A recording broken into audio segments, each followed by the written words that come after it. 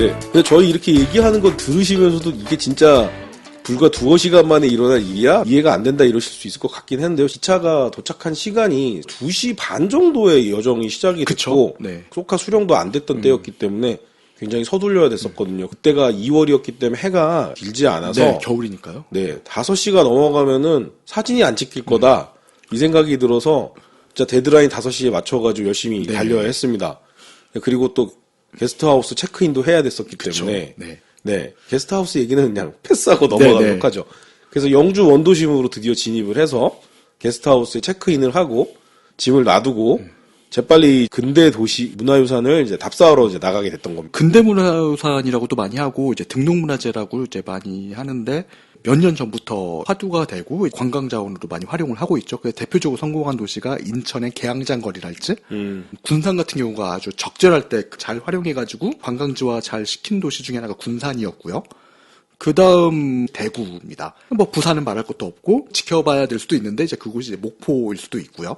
근대문화유산 이제 등록문화재 같은 경우는 근대 조선 말 고종 때 이제 그때 만들어진 건물들부터 지정되기 시작을 했었었는데 보통 이제 문화재가 지정이 되면 이제 문화재법에서는 손댈 수가 없거든요. 게다가 원래 엄밀히 이야기하면 반경 몇 미터까지 들어가고 손댈 수가 없는데 근데 근대문화유산 같은 경우에는 우리가 살아왔던 기간하고도 거리가 별로 안 되다 보니까 그 문화재법을 적용할 수가 없는 거예요.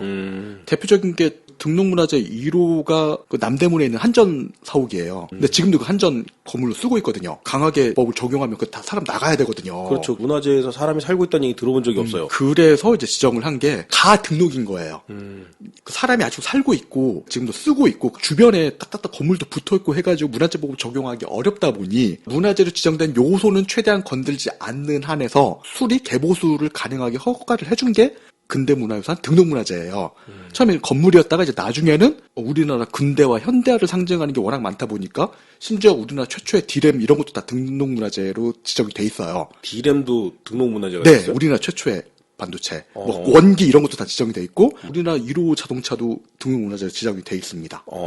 이제 그런 식으로 되다 보니까 건물 하나하나만 이제 지정을 했다가 건물들 연결해주는 거리 자체도 숨기는 분위기, 그런 역사적인 느낌, 그런 상징성 이런 것도 있다 보니까 건물만 지킨다고 되는 게 아니다. 근데 역사 문화 공간이라는 이름 하에 거리 구역을 지정을 하는 식으로 바뀌기 시작을 했어요.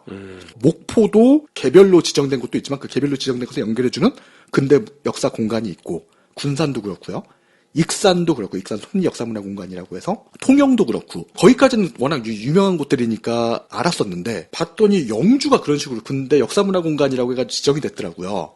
그리고 또 서천의 판교라는 곳이거든요. 근대 역사문화공간이라고 해가지고 거리 전체를 다 지정을 해놨더라고요. 다만 그건 있어요. 영주 같은 경우 이제 근대 역사 공간이 됐던 게 일제강점기는 아니에요. 그러니까 일제강점기도 있긴 있지만 영주는 대부분 이제 근대 한국전쟁 이후 것들이 또 많거든요. 네네. 그리고 영주는 가장 큰 역할을 했던 게 철도예요. 그러니까 철도역과 그 뒤에는 관사초를 중심으로 네네. 도시가 형성되면서 거기에 따른 최초의 교회, 정미소, 뭐 이발소, 상가 건물 이런 것들, 근대 한옥 이런 것들이 붙기 시작을 했죠.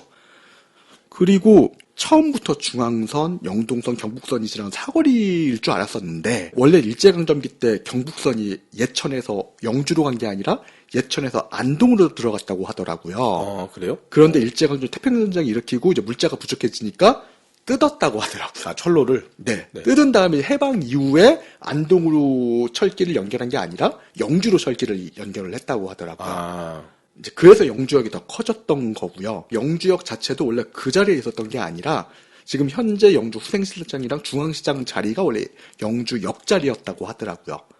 그러니까 역 중심으로 이제 시장이랑 그 상점가랑 형성이 됐었겠죠. 그리고 그 역 뒤에 이제 관사촌도 형성이 됐었겠고. 그래서 관사촌이 지금 현재 영주역하고는 전혀 상관없는 곳에 있는 네, 이유가 맞습니다. 예전에는 그 관사촌이 바로 영주역 옆에 있었기 때문이라는 그러니까, 얘기인 거네요. 그다음 그 영주로 기찻길을 갔던 이유가 해방 이후에 영동선을 뚫는데 이제 그 탄광지대 쪽으로.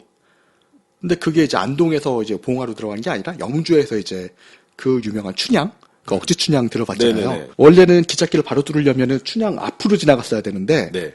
그때 나름 그저게 국회의원 좀 힘이 있어가지고 이승만 때 그때 네. 자유당 의원 누구 네. 원시기 때문에 거의 그랬다고 뭐 부총재급 해가지고 네네네.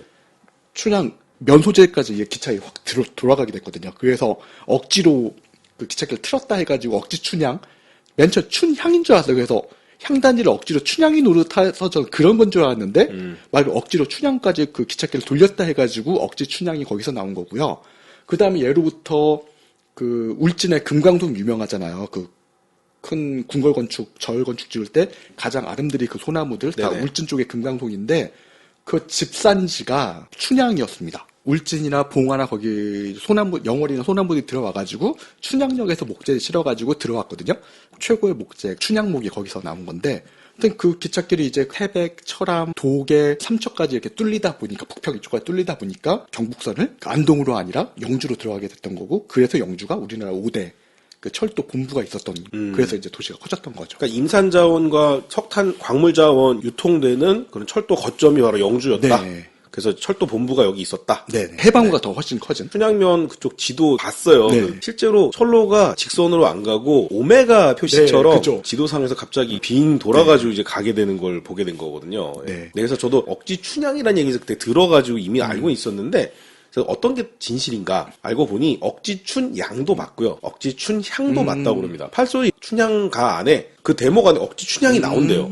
근데 억지 춘향이라는 말이 나온 연도를 뒤집어 보니 19세기 후반에 나왔다. 그러니까 억지 춘향도 있고 억지 춘양은 1950년대에 그러겠죠. 나온 네. 두 가지 이야기가 다 허용된다. 맞다. 그래서 억지 춘향은 전통적인 그 컨텐츠 안에서 발견할 수 있는 내용. 네. 억지 춘양은 님비 현상 반대 이거 있잖아요. 지역의 이익을 네. 위해서 이게 나오는 그런 그런 행위를 지칭하는 말로 발음은 비슷하지만 사실 사용하는 경우가 다른 그러겠네. 내용이 되는 네. 거죠. 근데 싫은데 억지로 하는 게 억지 춘향. 억지로라도 나의 정치적 목적을 달성하기 위해서 하는 걸 억지 춘향. 네. 너무 적극적인 포퓰리즘의 하나로 이렇게 볼 수 있는 것 같아요. 잡다한 지식을 좋아하는 저 같은 사람들 이런 거 하나씩 알아가면서 되게 쾌감을 느끼는데 이런 단어를 사용할 때도 시츄에이션이 맞게 써야 되는 그쵸. 거거든요. 네. 근데 그래도 춘향역이 필요했던 이유는 금강송을 나르기 위해서라도 하역 작업해야 되니까 있어야 될 게 있었던 거기 때문에 그 포퓰리즘이라고 얘기할 수는 없는 것 같습니다. 네. 지금은 우리나라 임산 자원이 많이 줄어들어가지고 국내에서 나무를 잘라서 유통하고 그러는 게 없기 때문에 전설이 되어져 가는 이야기인 것 같아요. 이미 50년대면은 벌써 70년 된 이야기이기도 하고요. 그래서 영주를 이야기할 때 철도를 빼놓을 수 없다. 2000년대 초중반까지만 하더라도 청량리역에서 부전역까지 중앙선이랑 동해남부선 따라가는 네네네. 역마다 다 서는 통일호가 있었어요. 청량리역에서 6시 50분에 출발을 하면 부전역에 오후 6시 50분에 들어갑니다. 12시간짜리 열차였거든요. 그러니까 철떡들한테는 꼭 타봐야 될 열차였었고 저도 언젠가는 타보리라고 다짐을 전 구간을 타보리라고 다짐을 했었는데 결국은 못하고 그 열차가 없어졌더라고요. 그리고 진짜 기찻길이 많이 쫙쫙쫙 펴져가지고 그 6시 50분에 출발하는 청량리발 부전의 무궁화가 지금도 있는데 지금은 도착 시간이 12시 50분인가 그래요. 부전역에. 아침에 출발해서 점심때에 도착을 해요. 거기 6시간 만에 간다는 네, 거네요. 확 줄어들었죠. 그게 더 줄어들 예정이고 나중에는 안동까지만 다니는 이음이 부전까지 지금 다닐 예정이라고 하죠. 3시간 지금 보고 있는 것 같더라고요. 그 얘기를 이제 왜 꺼냈냐면 지금은 이제 이음 때문에 안동까지 다 전철화가 됐는데 이음이 다니기 전까지는 영주까지만 전철화가 됐어요. 그다음에 영동선, 태백선만 전철화가 돼 있다 보니까 부전 가는 열차뿐만 아니라 안동 가는 열차도 영주에서 열차가 10분을 섰어요. 기관차 바꿔야 돼. 네. 그 영주까지만 전기로 가고 그 영주에서부터는 이제 그 디젤 디젤로 기관차. 바꾸기 때문에 아, 그래서 영주역에 전차대가 있는 거군요. 네. 전차대로 간 밀덕분들은 흥분하실 수 있는데요. 요즘 우크라이나 전쟁 때문에 K2 흑표 팔린다 이 생각하시는데 여기서 말하는 건 그냥 구를 전자, 네. 차를 돌린다고요. 네, 그렇습니다. 차를 돌리는 대가 있다 해서 전차대입니다. 그 옛날에는 기관차, 디젤 기관차가 전진이랑 후진이 따로따로 했기 때문에. 근데 네네. 요즘에는 전차들도 필요 없는 게 요즘 신형 전기 기관차들은 아예 앞뒤가 똑같게 나오고요. 심지어 디젤마저도 전진이나 후진이 똑같은 속도가 나올 수 있게끔 나와가지고 전차대가 많이 필요 없는 시설이 되긴 했지만 영주에 전차대가 있는 이유 중에 하나가 이제 그런 것도 있고 또 경북선이랑 영동선 종점이다 보니까 거기서 출발한 열차들이 있다 보니까 네네. 있던 거고 안동도 그래서 전차대가 있었던 거죠. 안동도 종점이었다 보니까 지금은 없어졌지만 그래서 철도랑 뗄래야 뗄 수 없는 도시고, 진짜 이제 아시는 분들 아시겠지만 청량리역이 훨씬 더 옛날에는 이제 청춘들의 그 해방구, 분출구 같은 역할을 이제 경춘선도 막 MT도 그랬지만, 네네. 강릉도 옛날에 무궁화 타고 가신 분들 많았어요. 더 옛날엔 비둘기호를 타고 갔죠. 네. 정동진은 사실 비둘기호를 타고 갔었습니다. 진짜요? 네. 저는 이제 저도 이제 청량역에서 열차 타고 갔었는데, 그때 무궁화가 7시간 걸렸거든요. 네. 그런데, 보통 이제 청량리에서 강릉까지 가는 무궁화가 그 태백선 타고 가죠. 제천에다 갈라져가지고 영월, 사북, 고안, 태백으로 해가지고 올라가는데 막차가 영주까지 내려갔다가 올라갔어요. 이게 어떻게 됐냐면 그 전차대 말씀하셨잖아요. 앞에 있던 기관차만 뒤에 붙여가지고 이렇게 갔거든요. 청량리에서 11시 반차인가 그랬는데 영주 가면은 한 새벽 한 3시쯤 돼요. 그럼 거의 다 잠잘 때죠. 네네. 아침 정동주도 한 6, 7시 때인데 이제 그때 일어나 보면 기차 거꾸로 가고 있어요. 뒤로 가고 있는 거죠. 네, 그때 막 방송하고 그랬거든요. 기차 거꾸로 가도 절대 거꾸로 가는 게 아니라 걱정하지 마시라고. 그리고 화물이 확실히 역할이 컸었던 것 같아요. 네네. 그러니까 우리 여객을 생각을 하지만, 그래서 영주가 왜 큰 역이라고 하면 경부선의 어떤 역들보다도 다 영주보다 훨씬 더 열차들이 많거든요. 근데 석탄, 옛날에 다 연탄 쓰고 했었을 때 석탄이랄지, 석회암 그 시멘트랄지 다 그쪽에서 나다 보니까 화물이 훨씬 많이 가고 역할이 크고 하다 보니까 그래서 영주에서 화물이랑 역에까지 다 합쳤을 때는 출발하는 편수도 많았었고 그래서도 역 위상이 컸었던 거고 좀 다른 이야기지만 제천 같은 경우 제천역 가기 전에 그 제천 조차장이라고 해가지고 네네. 기차 창고 같은 곳이 있거든요. 그 조차장이 아시아 규모라고 하더라고요. 저도 몰랐었는데 원래 조차장 유명한 데가 대전 조차장이라 제천 조차장인데 네. 전 당연히 대전이 더 컸을 거라고 생각을 했는데 제천이 이제 컸던 이유가 태백선 그 석탄 열차들 네. 석탄 그 화차들 시멘트도 네 시멘트 다 거기에 보관을 해야 되다 보니까 제천 조차장 규모는 거의 아시아급이라고 하더라고요. 네. 그랬던 이유가 다 화물이 더 컸던. 그래서 저한테 영주는 RPG 게임 얘기하면 산으로 들어가는 던전 입구에는 좀 마지막 아이템을 거래할 수 있는 좀 그런 마을 같은 느낌? 좀 그런 느낌이 좀 있긴 있어요. 네. 뭐 열차가 뒤로 가는 게 이색적이다 뭐 이렇게 여겨지던 때였죠. 요즘 그쵸. KTX 산천 나오기 전에는 역방향도 있긴 있었으니까 KTX만 타시는 분들은 모르는 게 뭐냐면 예전에는 통일호 네. 비둘기호 같은 경우 아예 고정으로 앞뒤로 바라보면서 4명씩 앉게 그렇죠. 되어 있었고요. 네. 일부 비둘기 통근용은 지금 지하철처럼 네, 그렇죠. 양옆으로 앉게 네. 되어 있었고 손잡이 잡고 이제 서 있게 되어 있었고 그렇죠. 통일호는 시트가 평평하게 되어 있어요. 네, 그죠. 왜 쇼퍼 보면은 다리 올려놓게끔 해서 이제 사각형으로 이제 펑퍼짐하게 만들어 놓은 거 있잖아요. 그 위에 등받침이 이렇게 있는데 등받침을 한쪽에서 잡고 딱 힘을 줘서 딱 당기면 철컹하고 이렇게 넘어와요. 네, 그죠. 예, 그렇게 해서 넘기면 앞뒤로 마주 보면서 갈 수 있었고, 그 다음에 무궁화호와 새마을호 같은 경우에는 그 좌석 아래쪽에 있는 레버를 발로 누르고 돌리면 좌석이 돌아갔거든요. 네. 그래서 그때는 마주 보면서 가는 좌석들이 있었기 때문에 마주 보면서 가는 그룹들, 여행 그룹들 같은 경우에는 이제 갑자기 열차가 역방향으로 가면 뭐 찬스 뭐 이런 식으로 나 이렇게 될 줄 알고 여기 앉았어 이런 그런 재미있는 에피소드들도 네. 있었는데 이거 진짜 이런 얘기들 하면 고인물이죠 이제. 그렇죠, 고인물이죠. 이게 언제적 얘기예요 네. 이게. 저도 아빠 손잡고 아무 철 모르고 갔던 기차 여행에서 경험했던 일이었기 때문에요. 진짜 웃기는 얘기지만 그때는 기차 안에서 술 마시고 뭐 담배 피우고. 아 그럼요. 예 그리고 마주보는 좌석 같은 경우는 이제 군용담요 쫙 펼쳐가지고 판을 깔아놓고서 고스톱 치고 뭐 난리였습니다 뭐. 2000년대 초반만 하더라도 강원도 간 열차 가면은 MT 갈 때 대학생들 막 갈 때 그때 아이스박스 좀 큰 거 유행이었잖아요. 그 마주보는 좌석에 가운데 딱 아이스박스 놓고 거기 이제 못보 깔고 고스톱 치면서 가기도 하고 그랬었죠. 그리고 진짜 특히 춘천 가는 열차들은 막 강촌이나 가는 사람들 와가지고 아직도 그 여운이 남았는지 기타 치면서 진짜 그런 사람들도 저 때도 있었고요. 네. 그게 그때는 하나의 낭만? 네, 즐거움 그렇죠. 이런 거였는데 요즘은 그렇게 되면은 이제 민원 바로 그럼요. 들어가고요. 네. 심하시면은 뭐 이렇게 고소 고발도 당할 수 있는 그렇죠. 그런 네. 거라서요. 참 아쉽네요. 네. 그때는 기차에서 도시락도 팔고 그랬었는데. 그러니까 홍익회 아저씨. 네, 홍익회 아저씨들. 카트에다가 막 거기에 다 있었었는데. 새마을호 같은 경우에는 서울 프라자 호텔에 인류 주방장이 요리하는 식당차도 있었습니다. 네. 식당차. 이제는 전설의 차량이 돼버렸죠. 식당차가 아마 제가 알기로는 4시간 이상 운행되는 노선에만 투입되는 걸로 돼 있어서 뭐 경부선 호남선 일부 구간에만 들어간 걸로 알고 있는데 예, 비쌌어요 그때는. 기차를 좋아했던 이유 중에 하나가 제가 전주사지만 저희 아버지가 경상도 분이신데 할아버지나 할머니가 중풍으로 쓰러지셔가지고 할아버지나 할머니를 돌볼 수 있는 사람들이 고모들밖에 없었어요. 근데 고모들 부산 살았거든요. 근데 그때 전주에서 저희 아버지가 가구 공장을 썼었는데 6시나 7시에 끝났어요. 근데 그때 전주에서 부산 가는 버스가 막차가 5시인가 5시 반 차였거든요. 그러니까 고속버스 타고는 못 갔던 거죠. 그래서 그때 어떻게 갔냐면 대전까지 가서 그래도 아버지 마음에는 좀 부모님께 빨리 가고 싶어가지고 새마을을 타고 갔어요. 그때 새마을은 지금 KTX랑 비교가 안 되는 게 KTX 중에서도 최고의 KTX를 서대동부라고 하거든요. 철덕수 사이에서는 서울, 대전, 동대구, 부산만 서는 거 서대동부라고 해요. 근데 그때 새마을은 거의 서대동부였어요. 서울, 대전, 동대구, 부산만 섰어요. 그럼 4시간 10분 그랬거든요. 그러니까 어린 마음에 그 대전역 도착하면은 그 훨씬 전에 통일호나 무궁화가 가는데도 불구하고 아버님 꼭 새마을을 타셨어요. 근데 우리 새마을 타면 그 30분 전에 도착한 열차를 따라잡는 거야. 어린 마음에 그걸 보면은 기차도 또 새마을은 둥글둥글해가지고 다르잖아. 앞도 뾰족하고. 네네네. 진짜 훨씬 더 막 미래에서 온 듯한 예쁜 기차가 막 30분 전에 갔던 기차들 막 따라잡으니까 어린 마음에는 막 우와 진짜 빠르다 막. 그래서 이제 열차는 저한테 특별한 교통수단이 있었던 건데 그래서 기차를 좋아하게 됐고.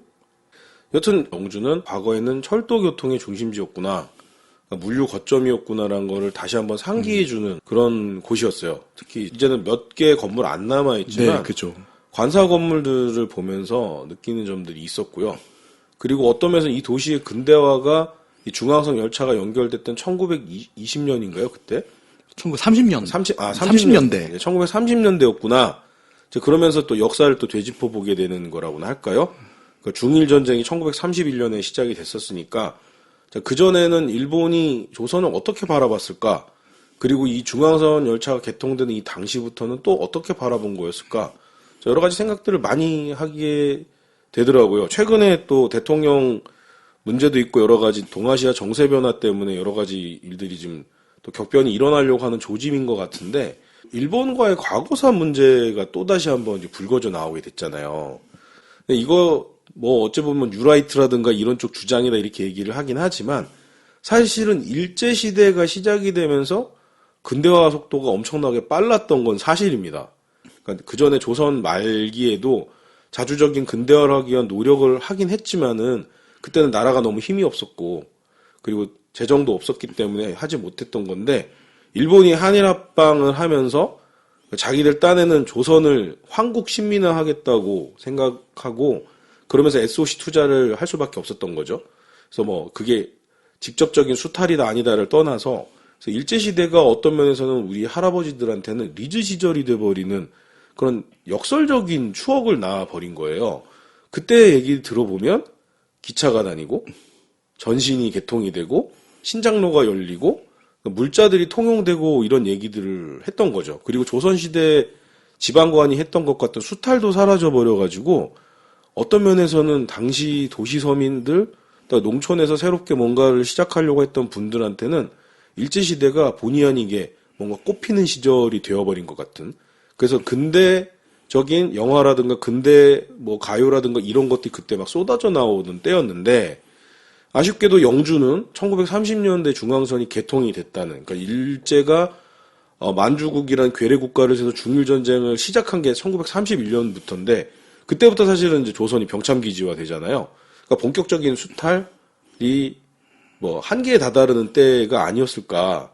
그때 이 영주에 살았던 우리 뭐 할아버지들이 느꼈던 그 시절은 어땠을까라는 생각들을 많이 했어요. 그런데 영주는 그래도 일제 때보다는 네. 한국전쟁 이후 50년대, 60년대가 전성기였다고 보고요. 네. 뭐 일제강점기 때만 하더라도 거기가 사거리는 아니었어요. 그러니까 안동으로 기차가 들어왔던 거고 영동선도 솔직히 해방 이후에 뚫렸으니까. 네네. 6.25전쟁 이후에 영동선 뚫리고 경부선이 들어오면서 사거리가 된 거다 보니까. 근데 그전에는 중앙선만 있었다 이렇게 봐도 네. 무방한 거네요. 네. 김천이랄지 익산이랄지 일이랄지 목포랄지 이런 데에 비하면 솔직히 영주는 일제 때보다는 확실히 50년대 이후 50년대 60년대가 더 전성기였고, 그러니까 근대 문화유산이 이게 좀 이제 조심스러운 게, 근대라는 게 잘못하면 이제 일본에 의해서 우리가 이제 발전이 되고, 소위 식민지 근대화론이 돼버리는 거예요. 네. 그러니까 식민지가 됐었기 때문에 근대화된 거야라는 잘못된 그런 교훈으로 남아버리는 거거든요. 그 대표적인 게 양림동이랄지, 광주 양림동인가요? 네, 군산도 그렇고, 1930년대 한창 막 모더니즘, 막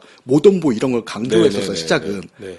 그러다가 지금은 좀 바뀐 게, 3.1운동이랄지 독립운동을 좀 더 강조하고 있습니다. 그 고민인 것 같아요. 그러니까 그리고 그런 문화유산을 가진 도시들도 안고 있는 좀 고민인 것 같고요. 그 다음에 또 근대를 얘기할 때 빼놓을 수 없는 게 기독교인 것 같아요. 기독교. 광주 양림동 같은 경우도 선교사들 빼놓으면 얘기할 수가 없는 동네가 양림동이거든요. 대구도 역시 그 제일교회랑 동산의료원 쪽 청라운덕 선교사 빼놓으면 얘기할 게 없다 할 정도로 선교사가 큰 역할을 했고요. 영주도 있더라고요. 보셨던 제일교회. 네네네. 확실히 그 선교사들의 초기독교 정신은 본받을 만한 게 아니었나. 진짜 뼈를 묻을 각오로 왔잖아요. 그리고 선교사 묘지 가면 공식적으로 등록문화재는 없습니다. 근데 광주나 대구, 서울의 그 유명한 양화진 거기 다 있죠. 거기에 보면은 묘비에 다 생물 연도가 다 있잖아요. 그에 태어난 묘들도 꽤 많아요. 아니 1년 후에 죽은 묘들, 자기 자녀들. 자녀가 묻으면 가슴에 묻는다고 하는데 네네. 아무리 선교사라고 하지만 분명히 또 그 부모로서의 마음은 그런 마음이었을 건데 자 그런 각오로 오시는 선교사들이 있어서 도시 성장 과정에서도 선교사들이 차지한 역할이 컸다고 보는데 하여튼 영주도 교회가 있었다는 거 보고 좀 놀라긴 했었거든요. 그러네요. 거기 보면 영주 제일교회 네 부석사 있고 또 소수서원 있고 그러니까는 좀 고집스러운 과거의 종교가 크게 작용되는 곳일 거라고만 생각했는데 또 원래 그렇죠. 원래 경상도 네, 쪽이 네. 유교랑 불교가 워낙 센 곳이긴 하죠. 네. 대구도 그렇고. 네, 근데 영주의 원도심에 그 제일교회가 세워져서 신앙 공동체 중심 역할을 하고 있고 그것도 50년대 교회였고 네, 건물도 네. 꽤 멋있었잖아요. 네네. 네. 딸내리지만 기독교인이기 때문에 말씀드릴 수 있는 건 뭐냐면 그 앞에 이제 노회라고 하는 교회 조직 건물이 있거든요. 이제 그게 있다는 거는 여기가 50년대 당시 기독교의 중심지였다. 이걸 이제 얘기하고 있는 거랑 같은 얘기인 거거든요. 서원 같은 역할을 했다라고 하면 될까요? 일종의 협의회 이런 건데 지금 생각해보면 철도 때문에 그러지 않았을까. 아, 왜냐하면은 네네. 옛날에 도로교통이 그만큼 발전하지 않았다 보니까 그나마 최고의 교통수단이 철도였을 것이고 솔직히 네네네. 선교사들이 그때 전도하시는 이런 분들이 다 어려운 상황이었잖아요. 그 자가용이 있었을 것 같지도 않고 네네네. 뭐 마을 전도를 간다거나 할 때 결국은 이용할 수 있는 가장 그나마 나은 교통수단이 기차였었을 것 같은데 그럴 경우 영주는 어찌됐건 50년대 60년대 이후에는 영주에서 열차를 타면 뭐 예천, 문경, 상주로도 갈 수가 있고 반대로 저기 뭐 제천, 원주로 해가지고 서울로도 갈 수 있고 반대로 안동으로 태백 방면으로도 갈 수 네, 있고 다 갈 수 있고 하다 보니까 영주에 아무래도 자리를 잡고 있어야 전도 활동 이런 거 다니기 유리한 면이 있어서도 그런 게 있지 않았을까 그런 생각이 들었어요. 그리고 박정희 대통령 때 와서 행정구역이 바뀌면서 울진이 경상북도로 들어오게 네, 된 게 원래 그렇죠. 강원도 땅이었거든요. 네네. 그래서 그쪽 지역이 일종의 그 행정 경계선도 좀 지금과는 달랐던 때이기 때문에 아마 이 교통수단들은 굉장히 요긴한 네. 수단이었었고 지금 뭐 KTX죠 뭐 그게. 그쵸. 지금으로서. 자연스럽게 교회 얘기하면서 이제 영주 원도심 도시에 들어갔는데 교회 그 옆에 정미소가 있었죠. 네네. 뭐 예로부터 정미소랑 양조장, 그다음에 극장이 그 지역의 3대 부잣집이라고 그랬잖아요. 네네. 풍국정미소였던가? 근데 안타깝게 지금 들어가지는 못하는데 풍국정미소가 역사문화거리의 중심이라고 상징 같은 곳이 이제 풍국정미소가 있었고 이발소 건물도 남아 있었어요. 네. 네. 머리를 잘라볼 수가 없었던 네. 게 좀 아쉬웠어요. 시간도 시간이었지만은 그때는 머리가 짧아가지고 굳이 자를 필요도 없어가지고. 그리고 인상적이었던 게 그 건너편에 포니 픽업 트럭 네네네네. 있었던 거. 그 지금 이제 귀한 근대 상징물은 아니지만은 뭐라고 표현해야 되죠?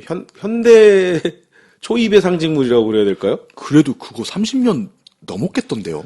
아 당연히 넘죠. 포니가 80년대 그러니까요. 79년인가 그때 포니 1이 나오고 포니 2가 82년에 나왔나 그랬으니까요. 이거 MZ 세대 분들은 아시려나? 그 자동차 번호판에 지역 번호가 있었잖아요, 옛날에. 네네. 지금이야 없지만. 네. 그 녹색 네네. 그 네네. 차 번호판에. 네. 경북 그것도 뭐 57 다에 뭐 2964 이런 식인데 더 나아가서 지금 264 5에 뭐 4824 이런 네네네네. 식으로 세 자리까지 나갔었는데 그때는 지역명에 앞에 딱 하나에 단자리에. 네, 단자리에 가에 딱 1, 2, 3, 4 막 이런 식이었었는데 포니가 그 번호였잖아요. 맞아요. 야, 이 차는 도대체 언제 쪽 거냐? 뭐 이런 생각이 들긴 하는데 거의 초창기 폰이었을 것 같은데요. 근데 저는 그게 왜 서 있을까 처음에는 지나가면서 궁금했는데 그 맞은편에 정미소가 있었다. 그래서 이게 그 당시에는 열심히 저기 정미소에서 정미된 쌀을 날랐겠구나. 그럴 수 있었겠네요. 네네네. 뭐 그 대량 배송은 아니지만 가가호 배송은 그때 포니 픽업이 많이 다녔거든요. 그때 당시 용달이라고 그래가지고 갑자기 정겹게 느껴지기도 합니다. 오늘날로 얘기하면 다마스라고. 그렇죠. 다마스인데 다마스보다 조금 더 요즘 가장 흔한 게 이제 1톤짜리 택배차니까 뭐 그 역할을 그때 당시 그 포니가 했던 거죠. 그러니까요. 포니 픽업이. 저 어린 시절에 그 지나갈 때는 멋있는 줄 몰랐거든요. 그냥 막 허드렛 용도로 쓰는 차인데 그쵸. 지금 보면 굉장히 클래식하고 세련되거든요. 그쵸. 이 포니가 이게 사실 이태리 이태리 디자인이죠. 이태리 디자인이라 가지고요. 우리나라 보면 이태리 디자인을 되게 허드렛 일에 많이 쓰는 게 대표적인 게 시티백. 배달의 기수들이 가장 많이 쓰는 오토바이. 이게 외국 사람이 우리나라에서 보면 놀랜대요. 클래식 가장 아름다운 클래식 오토바이를 여기서도 막 쓰고 있다. 이제 이렇게 얘기를 하는데요. 포니도 마찬가지로 그때 그렇게 썼던 거고 그렇게 썼던 이유가 포니가 조랑말이잖아요. 영어 번역하면. 조랑말이 맨날 집 날르는 거였기 때문에 집 날르는 용도로 썼던 거다. 뭐 이런 우스갯소리도 예전에 있던 걸로 제가 기억을 합니다. 우리가 지금 영주 원도심 이제 근대문화공간 지금 얘기를 하고 있는데 이발소 보고 포니 픽업 보고 이제 철도 간사마을 쪽으로 이제 올라갔죠. 네네. 그 옆에 이제 근대 한옥이라고 봤던 미음자형 폐쇄적인 그 경북 한옥 구조는 가지고 있긴 있더라고요. 언덕 쪽에 이제 올라가면 이제 그 철도 관사마을이 있었었죠. 관사마을 같은 경우는 뭐 전형적인 적산가옥이죠. 진짜 기숙사처럼 생긴. 그래서 한 지붕인데 지붕도 다르고 건물 몸체는 2개인데 막 지붕 하나거나 그 순천에도 있어요. 그리고 그 유명한 대전 소재동에도 있는데 이게 공통적으로 역에 가까우면 가까울수록 집들은 작고 하급 관리들이 살았다고 하고요. 여기서 멀면 멀수록 좀 높은 곳에 전망 좋은 곳엔 집이 점점 넓어지면서 고위 관료들이 살았다고 하는데 가장 잘 남아 있는 곳은 순천이긴 합니다. 순천역 뒤에 조곡동 그쪽이 가장 잘 남아 있고요. 한창 그 대전역 뒤에 소재동이 그 좀 잘 남아 있었다고 그랬었는데 그 카페촌 비슷하게 돼가지고 좀 많이 바뀌긴 했죠. 영주가 생각보다는 남아 있더라고요. 그 관사 건물 중에 그나마 상태가 좋은 것들 한 두 개 정도가 등록문화재 지정이 될 정도로 잘 남아있긴 했었고, 왜 그런 얘기 있잖아. 숲을 볼 것인가, 나무를 볼 것인가라고 했었을 때, 관사마을은 일본식 집이네, 일본식 마을이네 그런 거 느끼려면 좀 높은 데를 올라가야 되는데, 마침 그 좀 전망이 잘 되어 있는 곳이 있었잖아요. 언덕배기가 있어가지고요. 그래서 볼 수 있었죠. 위에서 아래로 내려다 볼 수 있어서 거기를 2번째 갔었는데 처음 갔었는데 있는지도 몰랐어요. 확실히 그 위에서 아래로 쭉 내려다 보니까 일본식 가옥 구조가 뭔지 결체 구조도 어떻게 잡히는지를 볼 수 있었던 것 같아요. 근데 거기 사람 살고 계시는 곳도 있는 것 같아가지고 일종의 오버 투어리즘인 것 같아서 되게 조심스러워서 그렇긴 하죠. 뭐 사진을 찍거나 어디 나 이런 데 갔다 왔어라고 포스팅하기에는 좀 조금 조심스럽긴 한데요. 뭐 어쨌든 영주의 관사촌을 보기 위해서 가신다면 그 언덕배기로 올라가 보신 거고 도시재생 공간이기도 하더라고요. 맞습니다. 거기 마을정미소였나요? 뭐 거기 올라가서 이렇게 쭉 관사촌 내려다 보시면 적산가옥이 어떻게 생겼는지 좀 입체적으로 조망하실 수 있지 않을까. 그리고 상급자와 하급자, 가진 자와 가지지 못한 자의 차이도 느낄 수 있는 당시의 가옥 구조들도 이제 볼 수 있는 것 같아서 좀 비교가 돼서 그런 점이 참 좋은 것 같아요. 소재동 같은 경우에 여러 번 가봤는데 위에서 아래로 내려다볼 수 있는 방법이 없어가지고 골목길에서 까치발에서 좀 보고 이런 게 있어서 좀 아쉬움이 있었고요. 그다음에 소재동 같은 경우에는 지금 F&B 공간이 같이 많이 들어서가지고 좀 골목을 돌아보는 재미, 또 중간에 지루하면은 뭐 커피 한 잔으로 갈 수도 있고 그런 건 게 좋죠. 있는데 영주는 그런 게 없어요. 좀 철도 관사마을을 느끼고 싶으시면 순천이 있습니다. 순천. 그에다가 순천역 바로 뒤쪽에 있거든요. 그리고 아예 철도 관사마을이라고 타이틀도 그렇게 붙여놨고요. 그리고 좀 훨씬 더 규모도 크고 잘 남아놨고 영주보다는 확실히 좀 더 관광 자원화 시키려고 했어요. 거기도 이제 일반 주민들이 좀 많이 사시는 곳이긴 하지만 좀 더 편하게 둘러볼 수 있고 사진도 좀 더 찍을 수도 있고 좀 더 높은 곳이 더 있거든요. 거기 언제 한번 같이 가시죠? 네네. 3부로 이어집니다.